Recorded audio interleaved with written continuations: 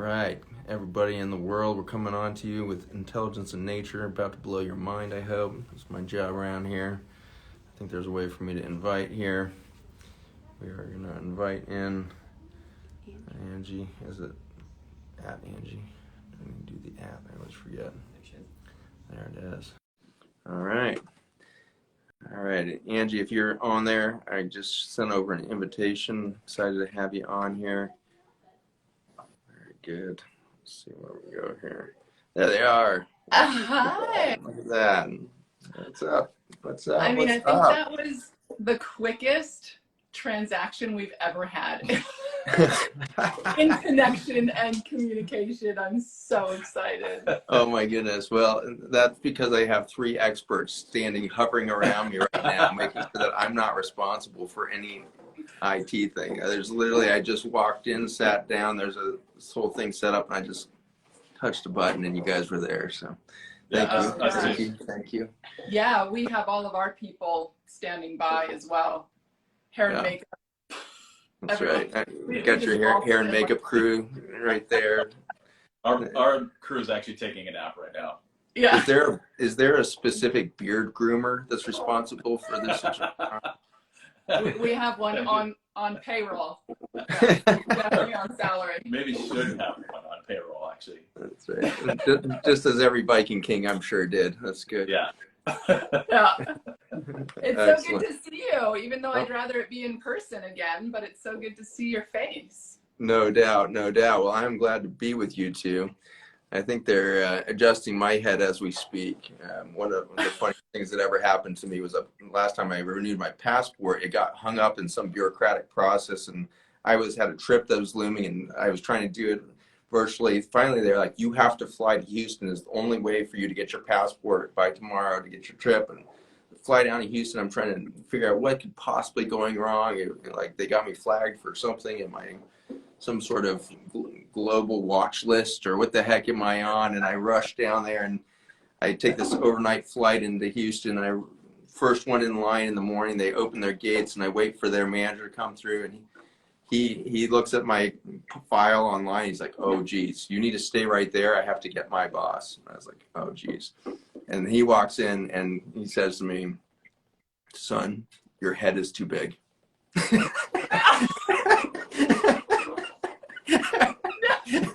And so it doesn't fit. That's right. So my staff is currently dealing with the situation that my head is too big. How do we get Zach's head to fit in this Instagram frame?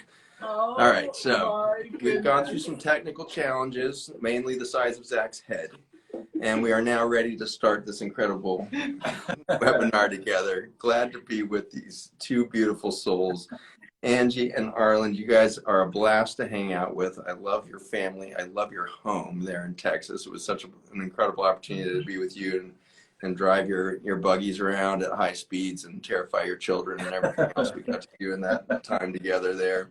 But we're going to be diving in here. Thriving in the Summer and a Future Full of Hope is the title of this thing, which I just that gives me warm fuzzies just saying the darn title. So excited to jump in with you guys and take a look at what it's going to look like to re-educate ourselves as humans, really, and lay out a path for our children on how to kind of reconnect with nature and see ourselves as elements within that nature, and how do we express this greater nature outside of us and within us. So glad to be with you guys, and honored to have your perspectives on this. But give us a sense of what your summertime is unfolding with, and what that new chapter you guys have opened up down there in Texas has felt like. It was a faith leap that is about the biggest thing you can do as a family, is pull up roots, go to some place your family has never been before, and to do that with young kids who are finding themselves and to pull them out of friend groups and everything else to dive into a new environment. It's a big faith leap. So give us some perspective as to how that's felt. Well, I wish, just to start off, I wish that we could take everyone outside to our lookout vista and show them the donut mark that is still left there from when you did, is that what you call it, a donut, when you spin the Polaris? Come on, they think I'm an eco guy. They don't want to see my donut marks in the dirt. I'm not sure how ecologically intelligent that was, but Mother Earth embraced it and created some beauty with me for sure. That created some sort of Oh sacred my boundary. goodness. You left your mark, that's for sure. And flowers are blooming in that circle in right like now. a beautiful circle of life that you created in that mud. Oh, that's amazing. Well, Yeah, there is a story in there, but we'll come back to the importance of agitating ecosystems to create rebirth. Yeah. No, you were just giving it some air. You were like a big rototiller. You were just giving That's it. That's it. Just bringing in some aeration. Me and the gophers. Okay, on to more serious subjects. The very serious subject of our move. Do you want to start? Because I feel like I always start, and I can pepper in. Or you want me to start? Whoops, I just kicked our stand. Well, I think if you go back to there's a why behind everything, right? So if you go back to the why, I think it ties into what our conversation is surrounding today. And the why for us making that journey was seeking out a change that we wanted to provide for our family. And, you know, that was all the catalyst we needed to make sure that we were giving our kids and ourselves a bright future, as bright as we could provide, and give our kids the tools and the ability to be involved in the things that we both thankfully had as kids and what we felt was limited where we were. And that, even though we were in Topanga, so our kids grew up barefoot. I mean, they were like barefoot from the time that they could crawl or walk. We had a little piece of heaven in Topanga, so we were. It was a 600 little square foot guest house that we lived in for the last decade. So both of our kids were born there, and they were outside way more than they were inside. So when we made the move, it wasn't that big of a move, like nature-wise, except for now we just have more space that we're able to include other people. And so it was this little hub that we were able to now grow and continue to grow. But it's not like we came from the city to the land. We were kind of out in the land for the last decade anyway. But so much of what we wanted to provide and what we want to continue to provide, and again, going back to what we're talking about today, is, you know, what are the most important things that we wanted to give our kids and to share in that. Discovery is one of the greatest gifts I felt like we could give them, and being in a place that there's a lot to discover and a lot to learn how things work by getting your hands into what it is we're doing and feeling, smelling, you know, finding out the hard way on some things, but learning the process of how something works and owning where it comes from. Yeah, that's really what we were, you know, attracted to this spot for. Is, you know, we wanted to create adventures that they were learning and discovering and being able to take something and own it as their experience moving through their little journey now. But, you know, we all had those times in our lives that you remember the first time that you were making a mud, whatever it was, or, you know, getting your hands dirty, or smelling something that was so disgusting you will never go back to that thing again. But it's yours, and it's those types of things of getting into it, you know, and really getting your hands dirty and understanding how things work.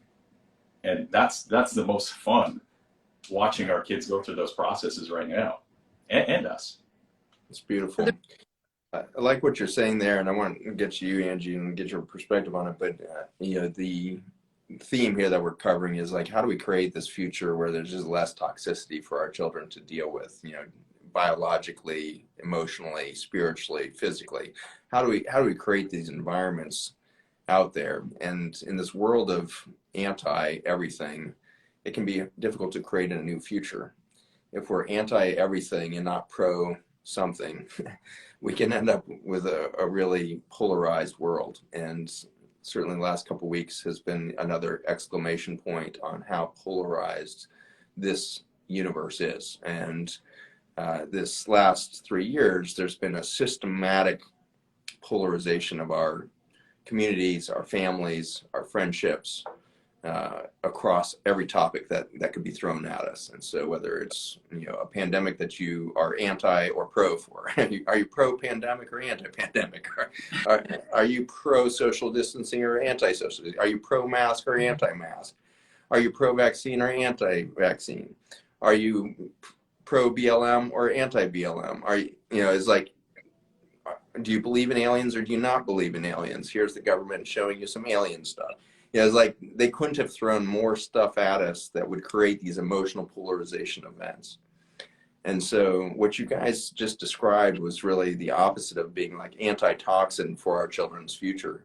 Instead, it's like, let our children experience nature, experience what it feels like to be creative within that nature, and we'll see a different future. And so in some ways, you guys are allowing your children and the pathway you want for them to guide all of us on a different trajectory of a relationship. We should all be making freaking mud pies in our minds and in our spirits every day. We should muck it up. We should get down in the water. We should be so excited not to do anything responsible today and just be down in the mud and be like, what could we make?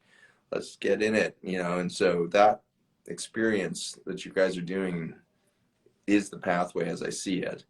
But Angie, give us a sense of when you were in Topanga, which arguably is one of the better environments in the coastal area there. But nonetheless, when it rains in Topanga, if it ever does again, but rarely when it does rain in Topanga, you can't go surfing in Malibu because the water is so toxic from the runoff that hits that ocean.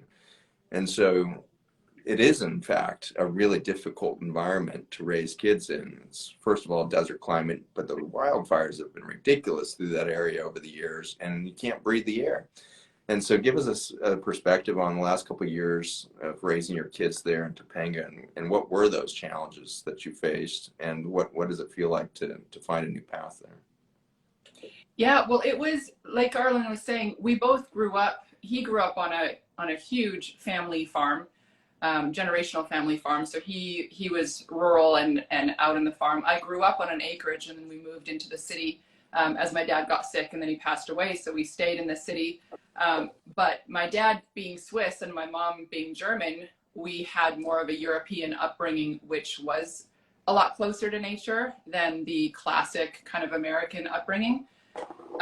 So when I had Oliver, my older son is 18 years ago, I raised him a lot different than how we are raising our two that we have together now. And that was all circumstantial. I always say, do what you can in the season that you're in. And I personally we don't enter into the conversation of pro or anti or anything on social media, because it's just not who I am. None of these subjects have been black or white for me or for us. There's a conversation for everything.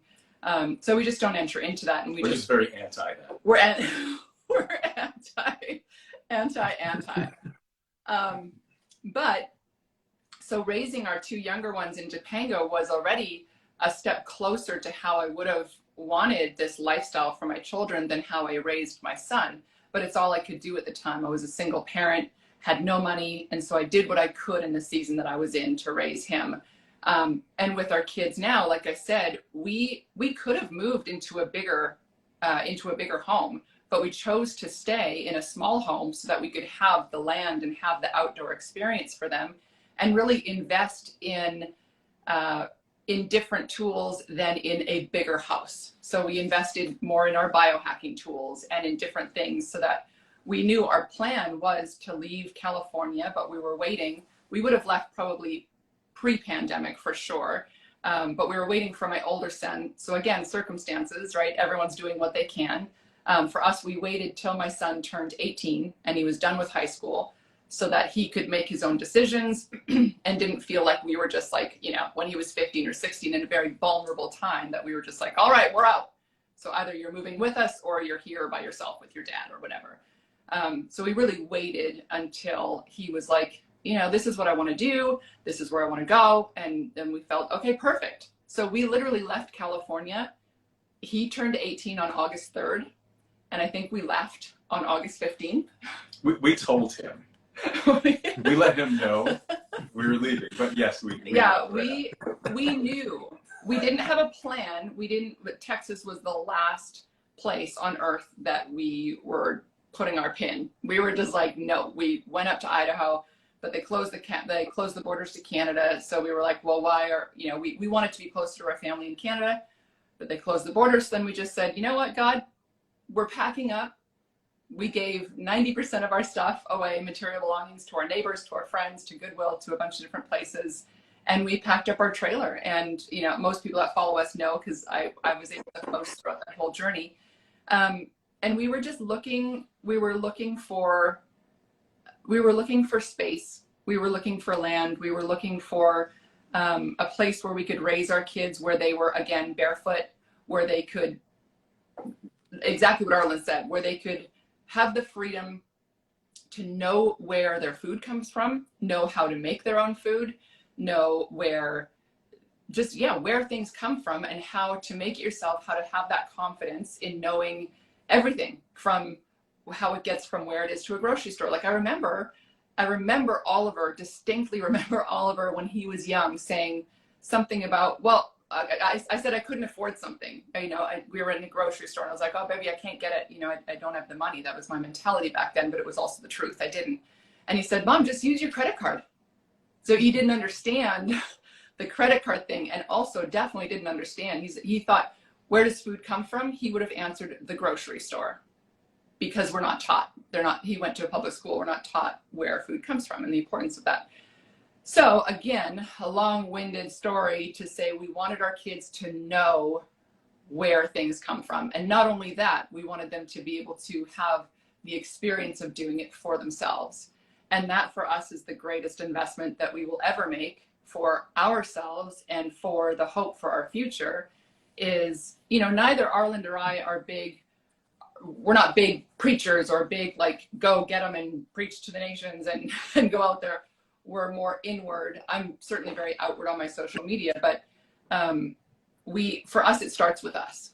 It doesn't start with, like, we're building a community for sure, but it starts with our home.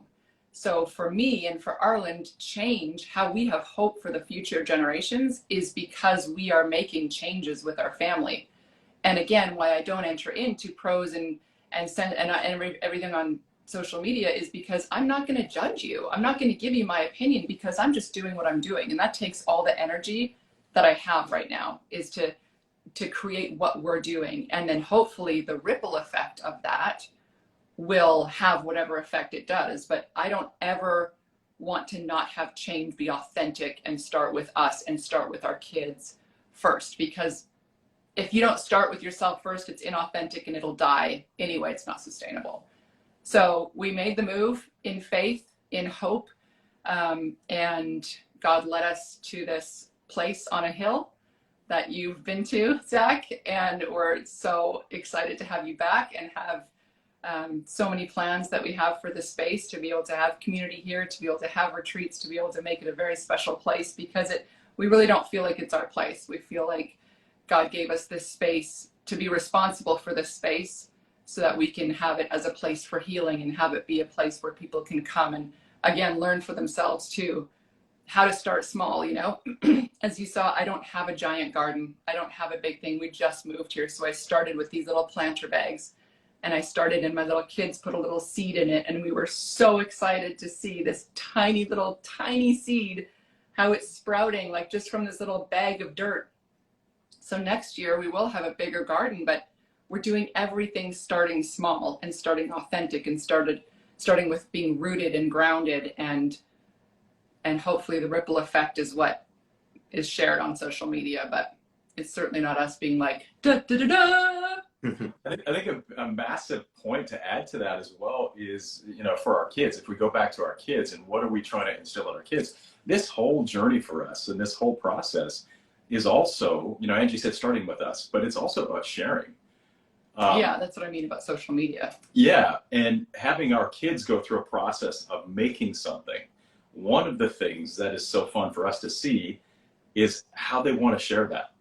And I think if you take that small starting point and you expand out from that, I think that's one of the biggest changes that we have hope for, is can we teach our young people, our youth, our kids, to continue to care about others and to share something that is going to be a positive for them in whatever way.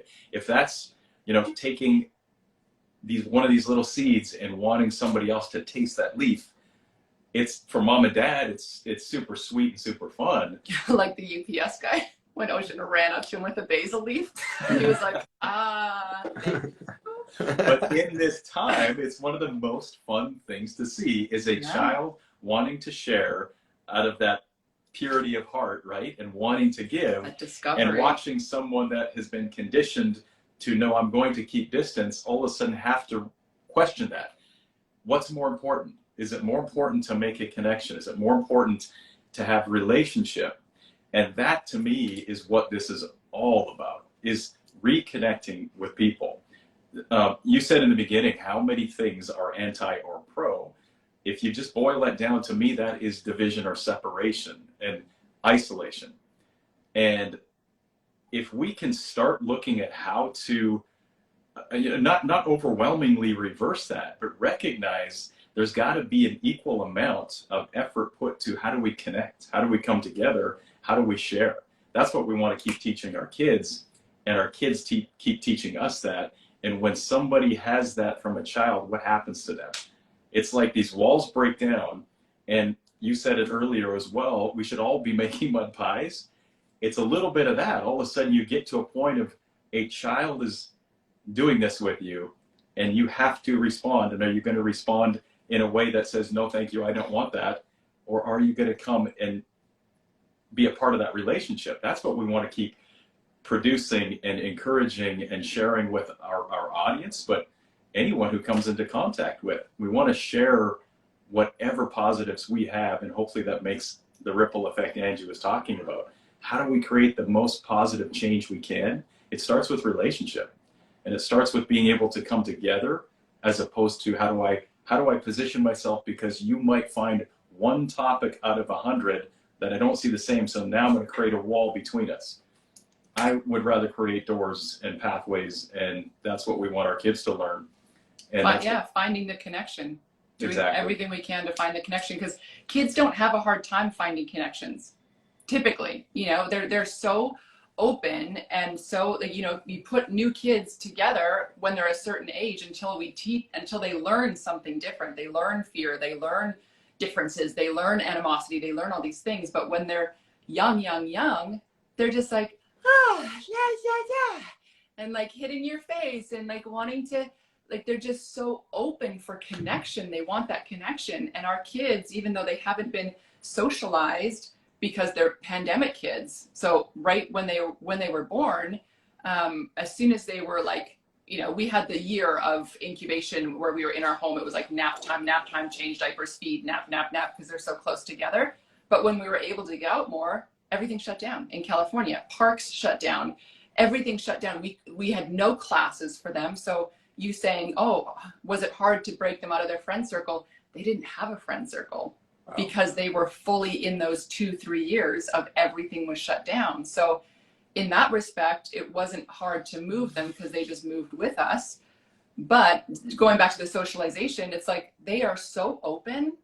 And so, like I said, she grabbed a little piece of the basil and went and brought it to the UPS driver, because they're just like, oh, this makes me so happy. I grew this, and happiness is real when shared. So how can I share this with anybody that comes up onto our property or anyone that we meet? Like, it really is just so much about connection, and connection is hope. Because think of like when you have hypothermia, what's the number one way to get rid of hypothermia? Get naked and have your body temperature raise the other person's body temperature, right?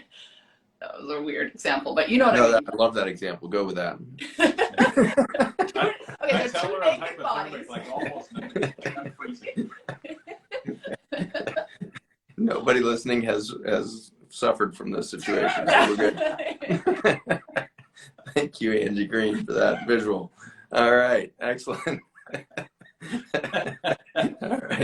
All right. Anybody else have anything to say? That's like that like top moment where you're like, what comes after the naked hypothermia treatment seminar? Naked hypothermia connection. There it is. You guys are awesome. So no, I love this intimacy, and what strikes me, you guys have said barefoot so many times, and you have now presented this image of this child growing a basil leaf that they are so happy to have been part of, and their first instinct is to share. And reflecting on the current condition that we are in, most children going outside into their own backyards or into the park nearby are walking on glyphosate. They're walking on a ubiquitous weed killer. And so this herbicide has become a daily experience for all of us. And when we do these clinical trials looking at patients and their exposures to different toxins and the ion stuff that we make and how that plays in, we've never found a single individual in the United States going into our trials that actually tested negative for glyphosate in their urine. And so 100% of us are walking around with this chemical in our bloodstreams and therefore in our urine because of this ubiquitous exposure. And some 85% of the rainfall falling in the United States is now contaminated with this molecule. It's a water-soluble toxin that's carried in the entire water cycle. It's in our municipal water systems. And so to have a child be able to pick a piece of basil that has been so nurtured, to be able to, the energy in that basil plant that is sheltered away from this chemical onslaught of the world is a very interesting possibility. That may be the cleanest, piece of life that child's ever, and their first instinct is to share it. And so when we start to think about our children, what we can start to do right now is create these havens within our environments in which our children can walk barefoot safely.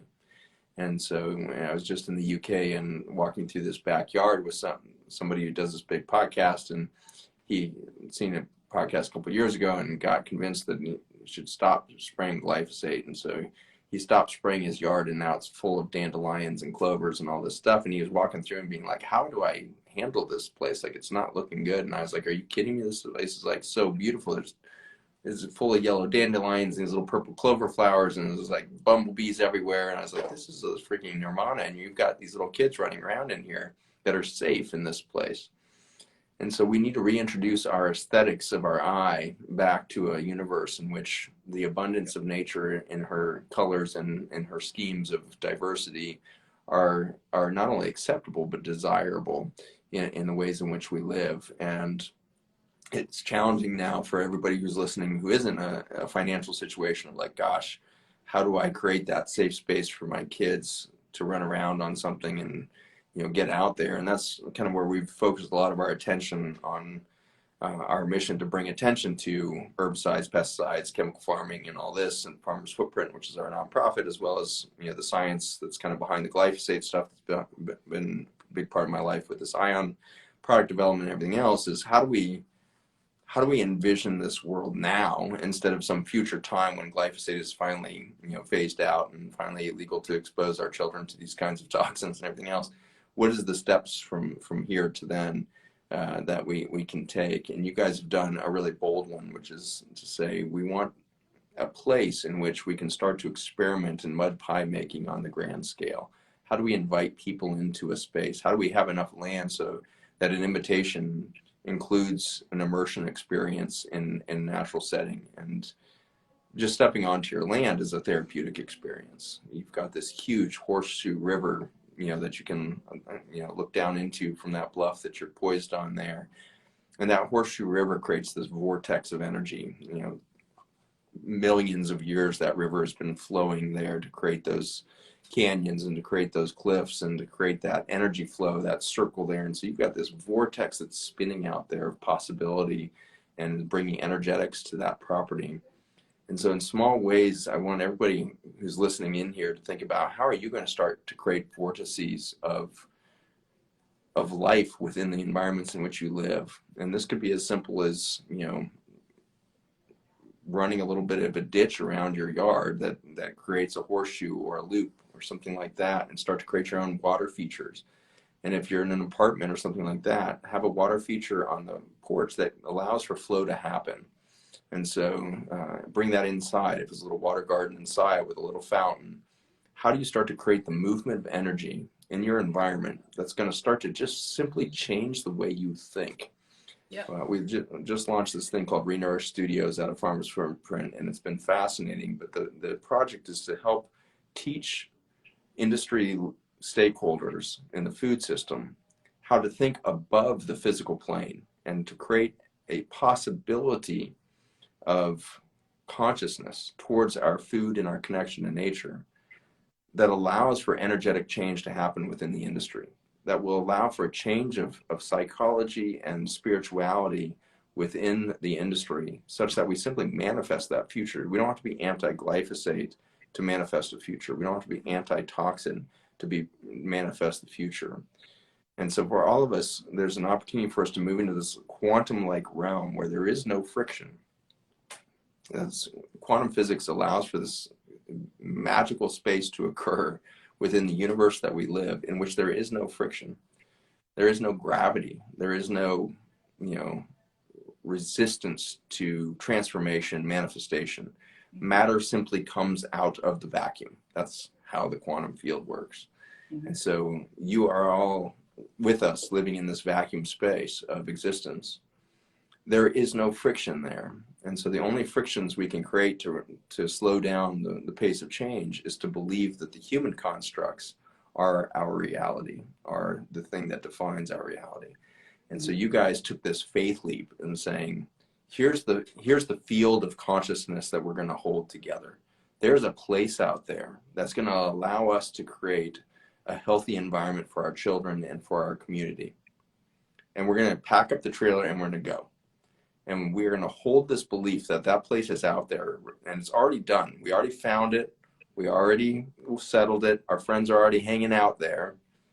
But that was the level of trust that you guys demonstrated. And so I just want to recognize that the courage beneath that faith leap is awesome, but also just the childlike curiosity that we all need to start to embrace in our lives to allow for us to do these massive leaps that don't make sense in the adult responsible world that we've been programmed into. How do we do the irresponsible beauty of trust? How do we do the irresponsible future? Can I add something in there? We didn't just go from where we were to having this huge leap of faith. What we did in the 10 years that we were in the space that we were is we practiced, again, doing what we could in the season that we were in. So I love that you're talking about what we have now. If I could turn the camera around, you guys could see the horseshoe water thing that we have, which is this huge, the Colorado River. But what's so awesome is 10 years ago, when we weren't even married yet, I was a single mom. I brought Oliver over to his little bachelor pad that he had in Topanga, and they took the hose and up on the hill, they spent all day Saturday digging out this little trench, and they made this river, which I'm pretty sure, we did it all the time as a kid. I don't know what generations I'm speaking to, but for sure, I remember making those little like rivers and waterfalls. We didn't ever go to Disneyland. So this was like my universe. This was my big, theme park, because you used your imagination. And they spent all day Saturday carving out these little, like in the mud, and then having the water go through it, and with sticks built little bridges over it. And but that was just practice for faith, because it's one thing to have faith, but it's also to put it into practice in little things to build that faith and to build the vision, because it's very hard to go from something to like something else. But keep practicing in little ways that you can in the season that you're in builds your faith to be able to have more faith, to know that something else, again, the hope, right? When it seems like we're in a very hopeless world right now with everything going on. But if you start small and you start practicing in little ways, start with your breath, start with your mind, that's what I love about cold therapy, right? Is it trains my mind to think differently, to not react emotionally, to overcome that and to work through that.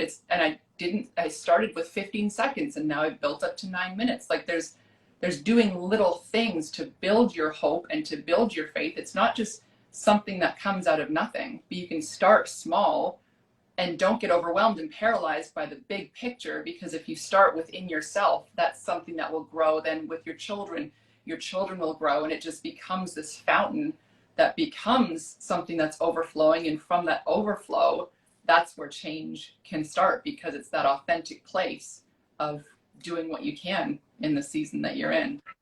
It's one of the reasons why I love what you said about being in an apartment. Yeah. Because that example Angie gave of Oliver and myself creating a river, anything that has motion and movement, we mirror consciously or subconsciously, right? And having that in place, and it's why I think most people, when they all of a sudden have an experience with something even like a wind chime or something that is moving and having energy attached to it, the movement is from energy or it's creating energy, that becomes most often a subconscious absorbing of that, and it starts the wheel turning, right? And things happen, really cool things happen. And without going down, needing a PhD, it can be very simple to what I would say, marrying what you two have both said, just start doing something. Just start creating something. And in that creation, that energy will allow more creation. You've said many times, Zach, the faith that we had, and Angie's making, I think, a solid point of saying that faith still has to start somewhere. And it doesn't usually start with the biggest pillar that's built. It's usually start with a small little piece that says, I now want to have more of this. I want to move in this direction more. And those pillars continue to then get bigger and bigger and bigger. And that's the fun of the journey. But it does have to start. The journey has to start. And that's the part, I think, to hopefully encourage people is don't be overwhelmed by where someone else is in a comparison of, you had this much faith to do A, B, C. I could never do that. But could you grow a little plant on your windowsill? Could you have a little water fountain in your apartment? Are there things that start a process that just is you creating something that creates energy and starts the process that allows you to go down this path of, I want to create more, which then usually follows with, I want to share what I've created. And now you're creating relationship from one choice, from one simple decision of, I'm going to create something that will create more energy and more life in my small or big environment. But where does that continue to head? Generally, the next step is bigger. The ability to take a next step of faith is bigger. Because you have confidence grown from that small thing. And it starts in the dark. I've talked about it so much with growing my little seeds. Those seeds are planted in the dark in a really kind of like yucky, moist, dirty environment. But it cracks open, which is broken open, and then it grows. But that's where it has to start. It has to start inside. It has to start in what is seemingly a very dark place. It's where my whole platform grew from, is a very dark place. My platform, I talked about death, divorce, and depression. And now I've been able to flip that in a decade to talk about growth and hope and rebirth and whatever else I talk about, to turn my mess into a message. But it's so important to get messy. And like you said about changing our whole aesthetic around a lawn, where it's like, since when did we have the picture of this perfect lawn? It like came from a magazine in the 50s, it must have, where like the woman is in her little apron and she's, cooking for her man who's coming home, and then they're like mowing the lawn. Throw all of that out the window, and we have to get back to the mess and the dirt and just the fun and the mud pies. Like, I got a DM the other day, and it was probably like, I wish I could print it and post it, because it was the moment of validation for me, where a woman sent me a video of her two little kids that were playing on a rock outside. And she said, Angie, I just need you to know that I am taking your advice right now. She said, I am a germaphobe. I am OCD. I'm a helicopter mom. But I need you to know that because of your influence, my kids are playing outside and in the dirt. And I was like, yes! She probably still had sunscreen on them, which is fine, one step at a time. But the fact is, you can change one step at a time, and allowing our kids to get dirty and to have that microbiome exchange, and like just to get dirty and starting, I don't know.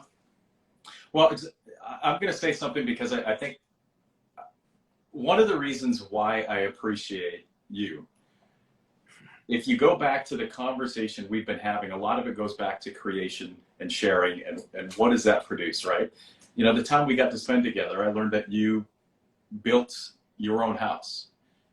And that was a choice. You know, that's a decision made, not a circumstance dictated. It's a decision made.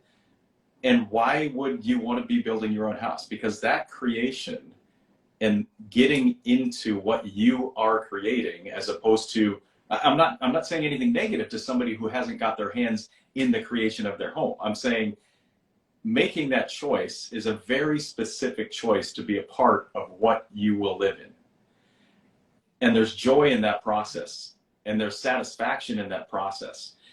And, you know, you could umbrella that from that one part of a conversation that we had, but it's what I see you to be as a human being.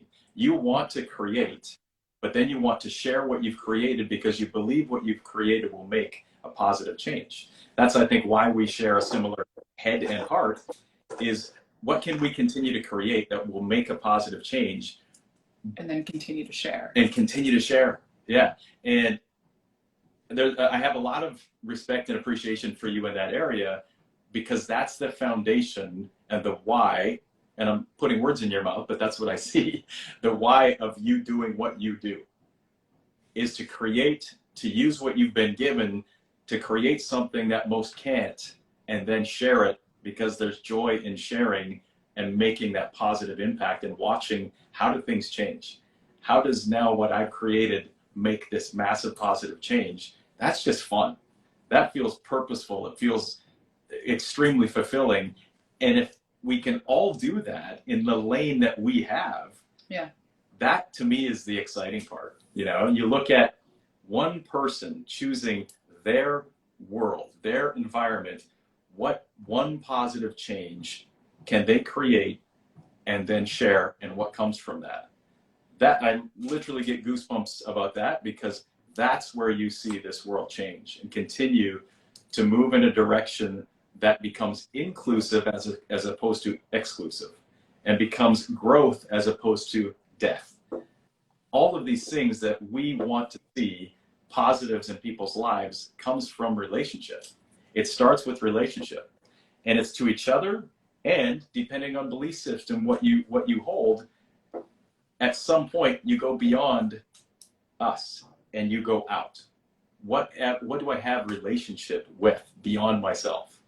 That's I hope, and what I think will continue to happen as we move through this time in history, and as we try and encourage people to continue to build relationship with the people around you, the people in front of you, and everything else that is around us as well.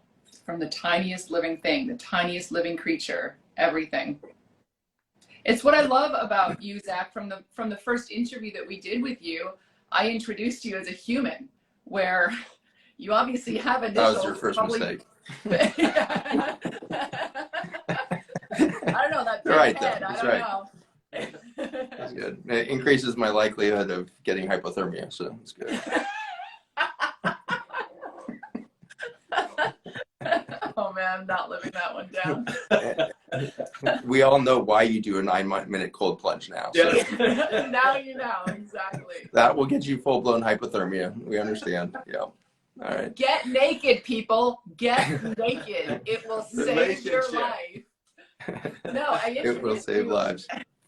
I introduced you as a human because your bedside manner, it doesn't matter how triple, quadruple certified you are in all the things that you are. Yes, that gives you a big head, but your heart, if they could measure your heart, it wouldn't fit into a passport either, because you are so authentic, and you wouldn't have the impact that you do if you were just all knowledge. Your knowledge filters through your heart and then flows out in this ripple effect that is so authentic and so real and deep and rooted and grounded. And again, I think if people are overwhelmed with what can they do, it doesn't cost any money.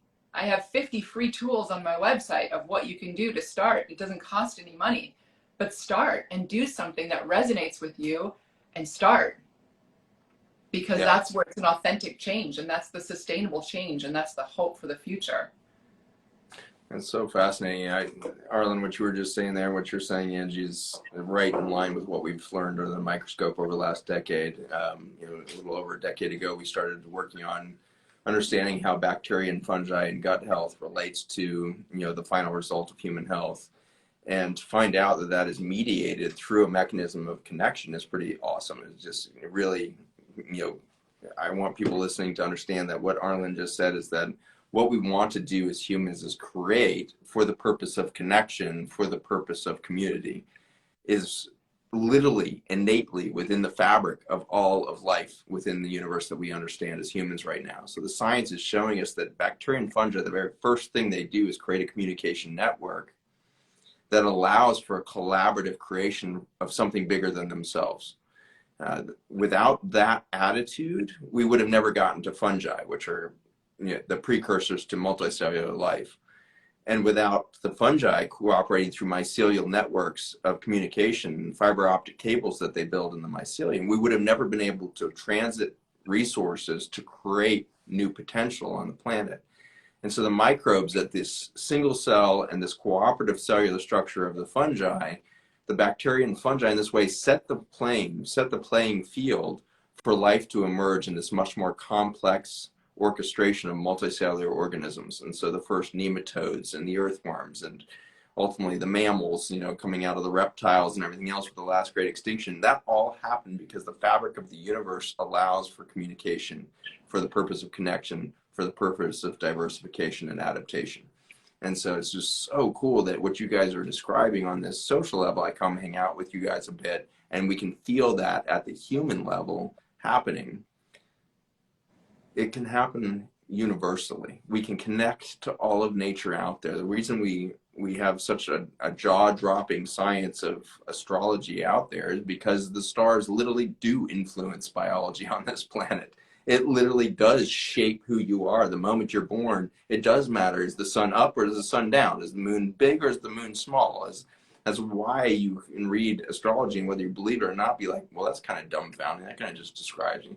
How is that possible that just your date of birth is going to dictate your macro behavior in a 70 trillion celled organism with the most intelligent brain that's expressed itself on this planet? Why and how? It's because everything is there for connection. Everything is a result of that connection ultimately. And so it's a joy to be connected to both of you. And Angie, you've become one of the most verdant supporters of this information stream that is the intelligence of nature as a brand, and the way in which that's come out. And give us a little sense of like, how did that come into your realm, and what's occurred in your community as you've shared that in your desire for connection and education that you do through your platform. What's been the results of that intelligence of nature out there? Oh, well, I'm going to hand the mic over to Arlynd on that, because he introduced me to what was Restore. I think was the very first name of it. He introduced me to Restore 6 years ago, before my mom passed away. Yep. And so everything that I know is from him. All I know is I trust him implicitly. He's never steered me wrong. And I've taken it every day since. I took it through both of my pregnancies, through every product label change that you guys have done. It still is a staple in our home, and I've been able to, I'm honored to be able to share it with my community. We got to figure out how to get it into Canada, because so many Canadians are so mad that we can't get it there yet. But I'll let Arlynd, because he does such a good explanation on why we take it and why it's so important, especially with our kids too. Because the biology of my children has been affected by it, because I took it when I was pregnant. We talked about this in our last year in my last live, which every single video that I've done with you is now censored. You can't find it. So hopefully this one we'll be able to record and put it on, but go ahead. Restore. Yeah. Well, I mean, obviously, Zach, you're probably somebody who can explain the mechanics a little bit about that. But if we talk, we don't need to go into the mechanics of the cell biology of it. More so, just like why dirt? why dirt ultimately? Like, so this is a distillate of ancient soils that are about 60 million years old, and we're pulling the communication network out of that soil so that we can maximize the amount of biochemical options for repair and regeneration. So that's what the stuff does. Yeah. But I'm interested to see kind of the echoes of what's happening at the community level based on what we see under the microscope, because I have a feeling your community has given you feedback on that product line over time. So what does that look like when people are experiencing this dirt-like intelligence, like you said, that seed growing in the dark in soil? Why does a seed grow in the darkness of soil? How does it do that? What are the energetics of that and all that? So in the same way, this product tends to come into people's lives when they are in the dark. They have had collapse of mental health. They've got leaky gut. They've got a complete dysfunction of their immune system, their autoimmunity. They've got cancer. So they're in the dark now, not knowing how to get back towards health. And then we put this thing into play, and it tends to call itself in, or they call it in. I'm not sure how the mechanics of the quantum world work there, but somehow this product shows up at this darkness moment for people. And what are some of those experiences that you start to see as you start to add light energy into that space? Well, again, I can't explain it as well as you or Arlynd would. All I know is in my DMs, which I have a highlight of, is just people's response to it, and they can't explain it either. But we know that it works.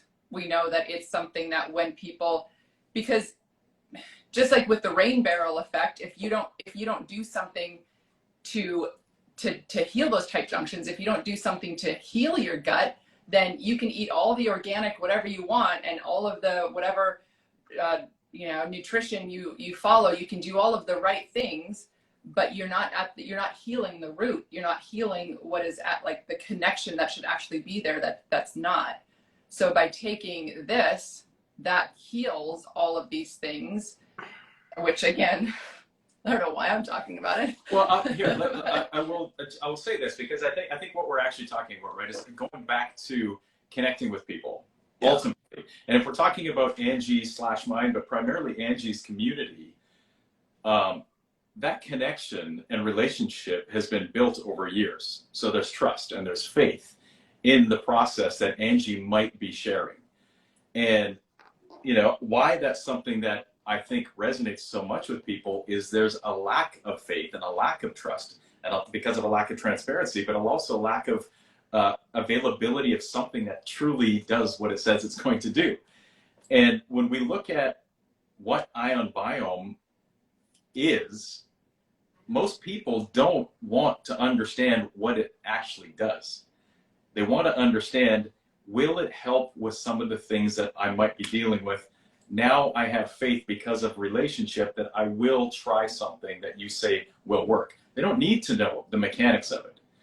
But what happens when somebody steps in faith to say, I will try this, because like you said, the whole tight junction system, and it's something that anybody listening that doesn't know what that is or how that works and why that's becoming just increasingly a problematic area, you don't have to take very long to talk to 10 people in your world and ask what has happened in the last 2 years, in the last 5 years, in the last 10 years. When did you start having brain fog?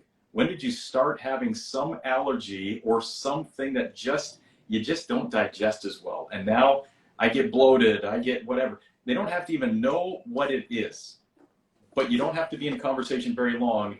If you ask that, how many people come back with, yeah, no, I think I'm just really tired.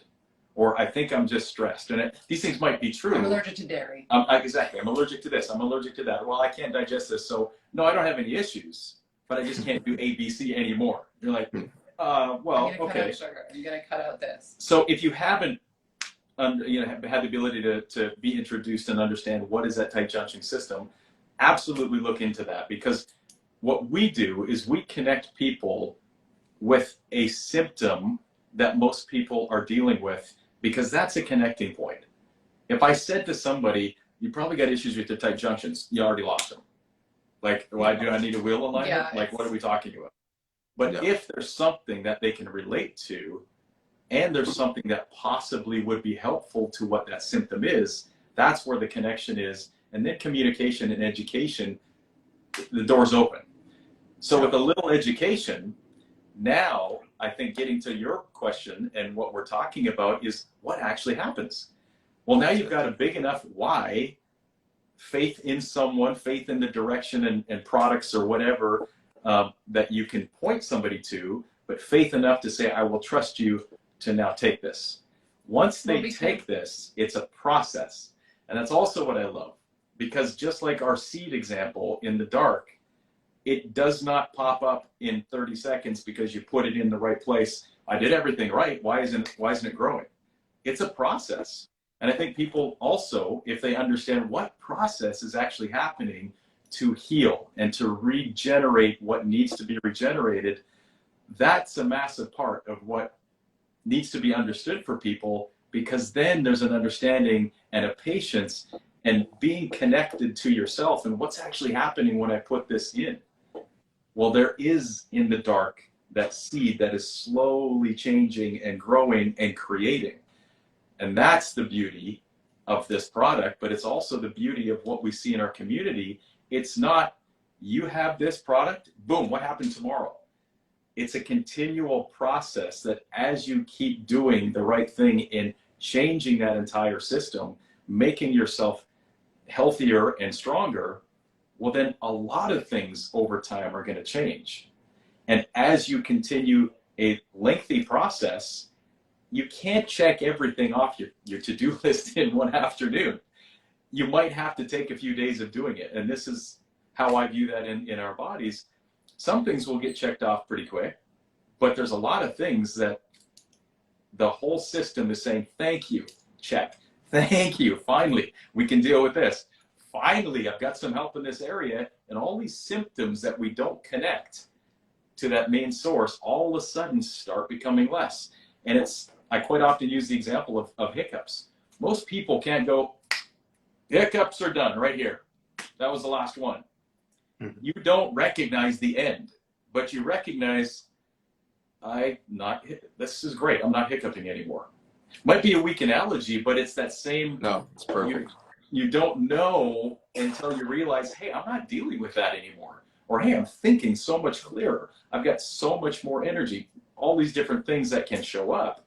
But in our community, in Angie's community, it's multiple stories because we're all bio-individuals. So there's different things happening and different levels of toxicity, different cellular activity from one person to the next.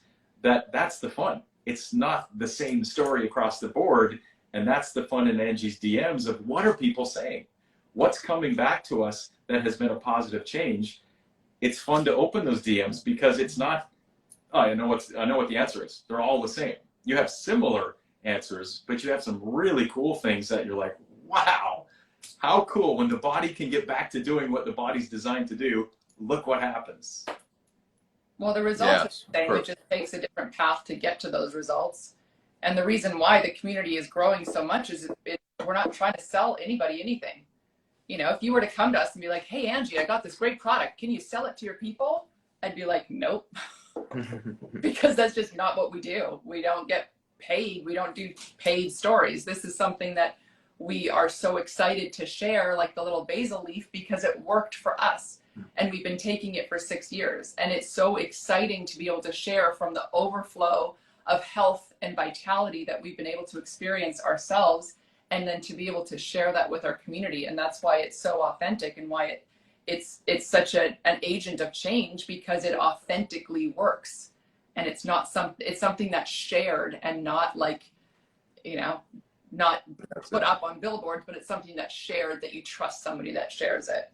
And it comes back to communication, right? You know, ultimately, what are we allowing and enabling when you put that into your body? It's communication. You know, I'm such a huge fan of redox signaling. You know, we're huge fans of ASEA for that exact same reason, for a redox signaling molecule. When somebody understands what is that, and you get even this much understanding around it, like, hang on, wait, you know, take smoke signals from us trying to communicate, and we're doing, you know, carrier pigeons and horseback and all this stuff, and all of a sudden you're FaceTiming. that's what redox allows you to do, is all of a sudden you're looking at each other like this, communicating quickly and efficiently. And that's what we're talking about. And everything with ION Biome, everything with what we're trying to do with our kids and with our community, it all comes back to communication, so that there's efficiency and there's not disrupting the message that takes people down or cells down a path that now there's disconnection. It's bringing things back together, connecting, communicating. Now beautiful things happen when there's clear communication. Yeah, it's beautiful. So for those that are asking all the questions on here that are popping through, what the heck are we talking about? What is it? What is it? So this is a new cell phone network made by bacteria and fungi, and it's delivered in a liquid supplement. So it's just a liquid supplement for gut health. There's a sinus spray. There's the new skin supplement is a exciting variant of the technology that's been adapted to the keratinocytes, which are your skin cells. And the thing that we've learned in our basic science laboratory over a 10-year period, we've studied 7 species, kidneys, vascular systems, blood-brain barrier, gut. We've studied it all. And what we get to see every time a communication network from the microbiome gets integrated, the first thing the cells start to do is accelerate the rate of connection. And so it's literally doing what we're talking about here. And that's why we did this Instagram Live together, is to create a communication that will increase the amount of connection. And so you guys are getting connected. Thanks for everybody who's jumping on and following Intelligence of Nature here. So thank you both for being on with us. It's excited to be connected through that extraordinary thing that we call life. And I love the way in which we will continue to increase our quantum entanglement here, human or otherwise. We're going to entangle because life is beautiful, and it does not occur without the sharing that you're talking to there in your community. So thank you for sharing with your community. We're grateful for the new community that's come together around this event here. We look forward to each of you tapping into the intelligence of nature that will inform your life and will hold space for you. What happens when the connections happen across your gut lining and you reverse that leaky gut phenomenon? That's not the supplement doing that. That's you doing that. Your first instinct when you get communication is to create a firm boundary of self-identity. When you find self-identity, you start to act at your highest level of vibration. Your path becomes obvious. Your karmic journey, your dharma, your purpose, that starts to eat. Instead of something you have to chase in your mind, it simply emerges in front of you. And so it's the emergence of this new future that is going to happen to all of us as we reconnect to nature through her intelligence that is innate at the cellular level for sure, but even in this quantum physics realm of the invisible vacuum, the intelligence is there. We are emerging from nature, and human consciousness, for all of its polarization, all of its vim and vigor that we have going across the planet right now, those are the last throes of an egoic realm that is destroying itself. And so I would hold space for each of you who might be exhausted in understanding who you are in the context of all this conflict around us. Know that it's going to begin in the silence. And from the silence, you can have a spark of curiosity, and you can start making the mud pies with your community, and start making mud pies and go after that water feature in your environment that will bring the movement, the motion into life. Grow one plant and begin to taste the basil that you've put your finger and love into, and see what happens when you hand that to a stranger. In Ikaria, Greece, I learned this from this couple that were flown over here. They never ask each other, what did you eat last night? But they always ask, who did you eat with last night? They have not forgotten that the purpose of food is for fellowship. The purpose of the microbiome and the life that we would eat is for the purpose of connection and fellowship. And so I'm glad to have fellowship with the two of you. Thanks for being on. Angie, Arlynd, what a joy to see your faces. And look forward to the next hypothermia session. We're honored to be here. Thank you, Zach. All right. Take care, all. All right. Okay, love you. Bye. Bye.